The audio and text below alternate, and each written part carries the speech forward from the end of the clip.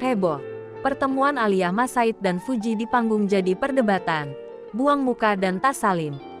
Fujianti Utami alias Fuji dan Alia Mas Said akhirnya bertemu langsung di acara TikTok Award 2023. Diketahui Fuji merupakan mantan kekasih Tarik Halilintar sedangkan Alia Mas Said wanita yang sedang dekat dengan Tarik. Sontak pertemuan keduanya pun menjadi sorotan warganet.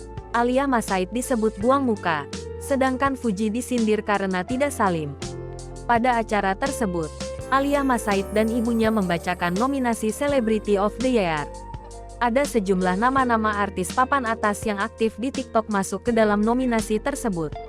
Mulai dari Ayu Ting Ting, Prilly Latuconsina, Atta Halilintar, Rafael Tan, Raffi Ahmad dan Nagita Slavina hingga Fujian. Usai wajah para nominasi ditampilkan, Alia Mas Said pun langsung melakukan scan untuk mengetahui siapa pemenang nominasi yang dibawakannya. Tak berselang lama, wajah Fuji pun tampil di layar panggung. Wanita yang disebut kekasih Tarik Halilintar ini pun langsung memanggil nama Fuji untuk naik ke atas panggung. Selamat Fujian, udah menangin Celebrity of the Year TikTok Award 2023, kata Alia Mas Said. Dilansir Jumat tanggal 13 Oktober tahun 2023. Fuji pun sedikit terlihat kaget lalu tersenyum dan berjalan ke atas panggung.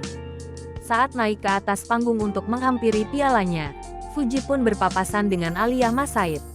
Momen pertemuan Fuji dan Alia di atas panggung itulah yang menuai perdebatan dari warganet TikTok.